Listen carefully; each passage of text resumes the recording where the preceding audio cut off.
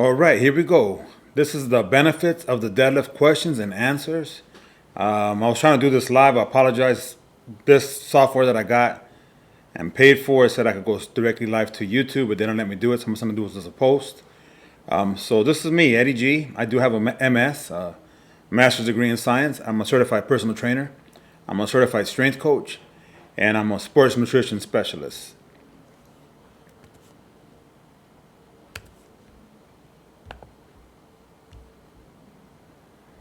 All right, so to make sure to check out GF7FIT.com. All right, subscribe to GF7FIT, GF7FIT. Hit the bell and choose all notifications. That way you don't lose a video or don't miss a video. Also remember to follow, my other social medias, IG. They're all at GF7FIT. So Facebook, Twitter. Thank you. Now let's get started. All right, so muscles work. What muscles do the deadlift work? Why is it so important to do the deadlift? If you think about it, you're working all your muscles from toes to the nose. This is no exaggeration. If you look at all the muscles worked here, you're getting all these muscles, the ones that are highlighted here. And then right here, this other image, look at this is all the posterior chain. Think about the body as a chain. All right, this is your posterior chain right here that you're working. You're getting a lot of stuff in the anterior chain as well. I mean, you're working a lot of stuff. So we're not going to cover all of this today because I know you're not in college and you're not trying to go to a boring course. So I'm going to try to make it maybe like a 12, 15-minute presentation. So we're going to cover the basics today of the benefits of the deadlift, why you should be doing it. And I'm going to repeat some stuff here and there just to make a point. One thing, when somebody says one thing one time, all right, you might listen. 2 times, all right. We say it 5, 6, 7 times. It gets stuck in here, and that's what you need. All right, so that's going to be my teaching method today. I misspelled calves. I meant to put calves, hamstrings, glutes, and some quads. So as you can see here, the person starting the deadlift, and the calves are being hit. All right, but more emphasis on the hamstrings and the glutes. So your posterior chain, all right, all the way from the toes of your nose, all right, on the back, and some of the front muscles. So again, I put some quads because quads, you are going to work quads if you're doing Olympic style lifting. So quads and Olympic style lifting, what that means is you're going to get real low. Look at Olympic lifters, how low they get, almost like in a baseball catcher position. They're real low because they want to gain speed as they bring in the bar up. So they're going to use a little bit more quads because it starts in a lower position. But usually in the conventional deadlift, your hips are higher unless you're doing a sumo, all right? But we're just talking about conventional, regular deadlift. The hips are higher in the deadlift, all right? And you should feel your glutes. So when you're starting to lift, you should feel the emphasis on the glutes and also your hamstrings right here. Excuse me. You shouldn't feel the emphasis on your lower back. Are you going to feel your lower back? You feel it a little bit as when you're first starting the deadlift, but experienced deadlifters, their lower back usually not really that sore unless you're doing extreme weights over 500 pounds, then maybe, But for the most part, everybody's going to sit around anywhere from 225 to 350 is most of your average deadlifts in the gym, done correctly for reps. Most people are okay with that. That's going to keep you healthy for a long time. If you're powerlifting, you're probably going to be lifting twice your body weight. So if you're 200, you're going to be doing minimum 400. Some 2.5 times your body weight. I know guys at about 195 have done about 5.5. So getting close to 3 times your body weight. But we're not talking about that in this presentation. We're just talking about the benefits of the deadlift that everybody should be doing. Lower back, not so much again. So let's go to the next slide here. Okay, so what are the back muscles involved? So we have the erector spinae muscles here. They're known as your stabilizer muscles, all right? They run all the way up and down here at the back, all the way up here. And you have the erector spinae group here. All right, you can kind of the words there are a little blurry, but you don't have to know everything. Those are the muscles that support stabilization. So when you sit up straight and those muscles stabilize, like here's your backs here. If you have a nice straight back, those muscles must be activated in order to do that. So when you're about to deadlift and you're going to straighten out, let's go back to this slide here. So when you're in this position here and you go to straighten out your back, those are the erector spinae muscles working, all right? Those are these muscles working, extending that back. So that back extension, you're working a lot of these muscles. So what happens if you have these muscles stronger? This is where the benefits come in. You're going to have stronger muscles if you do deadlifts. You're going to have fewer injuries. You can never eliminate the chance of being injured, but you will have fewer injuries. And these are core muscles. Just remember, your core runs from your hip all the way up to the neck, posterior and anterior. And I'm going to be repeating this. So yes, they are. So yes, you will have a stronger core. I'm going to be repeating the core muscles maybe 8-10 times, so get ready. Don't say, oh, you're repeating yourself. I'm doing that on purpose, all right?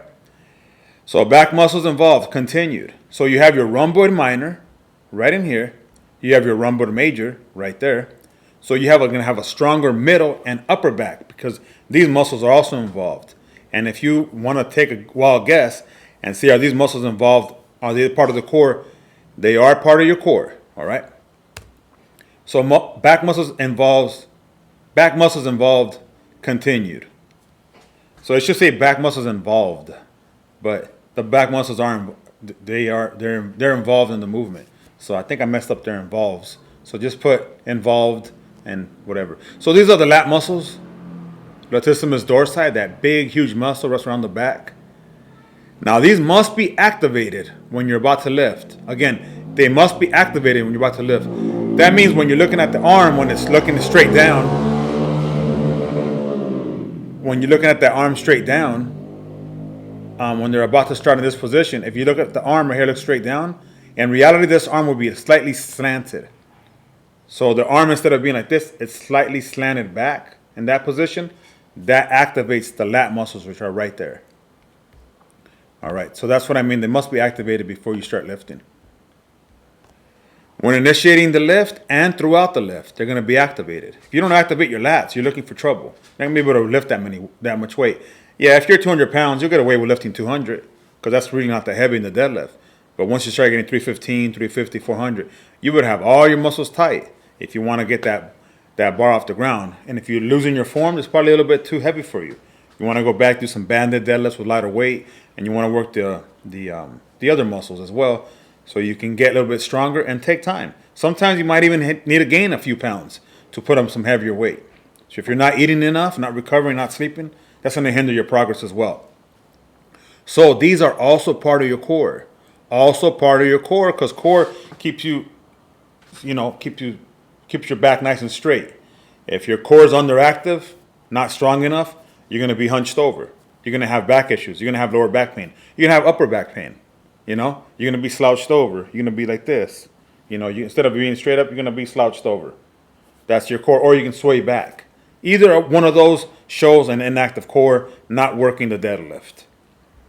Again, stronger core, better posture. Stronger core, better posture. Oh, you have any exercises for my posture? Yeah, deadlift. No, some real ones. Yeah, I got the deadlift. Get stronger, and you're going to benefit all the way around. All right? So back muscles involved, continued. Trapezius. These are the huge upper back muscles. So it starts way down here, runs all the way, and you can see the lats before, and then the rhomboids underneath there. You can't really see them in this picture, but we covered them in previous slides. So the deadlift involves all of these muscles. And yeah, they're also part of your core. Again, stronger core equals better posture. So those trap muscles, if they're inactive, your head's going to be forward, and you're just not going to have good posture. All the muscles got to be involved for good posture. From the lower back muscles, the rectus spinae group going all the way up, the extensor muscles, the lats holding it to the side, the rhomboids holding the middle upper back, the trapezius holding the lower middle and upper back as well, because it goes all the way down to like lower middle section. So everything has to work as a unit. And guess what? There's one exercise that works all of these muscles, and it's called the deadlift. So these are the benefits of the deadlift, working all these muscles, getting all these muscles involved. You're in a hurry, you're working 6 days a week, 10-hour days. Do 3 to 5 sets of deadlift twice a week. If you can't do anything else, and do some push-ups. Do deadlift and push-ups if you couldn't do anything else. All right? And you're going to see a lot of results. So other muscles involved, you have your gripping muscles. Again, those gripping muscles. If you have a good, strong grip, you'll be able to grab your grocery bags when you get out of the store. If you're a wrestler and you got to wrestle, you got to use those gripping muscles. If you're a CrossFitter, you got to use CrossFitters going to be deadlifting, but sometimes they might not be doing that much, or maybe they might get away from the deadlift. Who knows? They're just trying to do a lot of like clean and presses, which is good too, but it's always good too to just incorporate the regular deadlift, just to really use some real heavy weight to get that gripping strength. So when you're doing your pull-ups, so gripping muscles, important in everything, especially if you're getting a little older and you're doing a lat pull down, can't hold on to the gripping muscle, you can't hold on to the bar that much, or you're doing seated rows, or you're doing barbell curls, you're gonna need to grip the bar. Or you wanna open up a jar, you can't open up that jar no more. That's gonna help your gripping muscles. You're gonna work some abdominals. Yeah, you're gonna work abdominals. Are abdominals part of your core? Core muscles, again, yes. Deadlift works all of them. All right. Your anterior core, an example of that, are your abdominals. Your posterior core, an example, your lower and upper back. The previous slides. So now you're seeing the benefits of the deadlift. They cover a lot of muscles. Conclusion: the deadlift has many benefits. You're gonna get more muscle mass. You're gonna get a stronger core. You're gonna get better posture, a better metabolism, because as you increase your muscle mass, muscle demands a lot of energy. That's gonna up your metabolism. You're gonna look less flabby. You're gonna have more muscle mass. You're gonna look better. You're gonna feel better, because the way you look, usually most people have a little bit of vanity. A little bit of vanity is good, to look in the mirror. Hey, I'm looking good, and that's the deadlift is gonna help with that. You're gonna get an increase in testosterone because you're working so many muscles at once. Compound movements will increase your testosterone. We need testosterone to be healthy. If you don't have testosterone, you're gonna be depressed. You're gonna be anxious. Google the downside of having low T.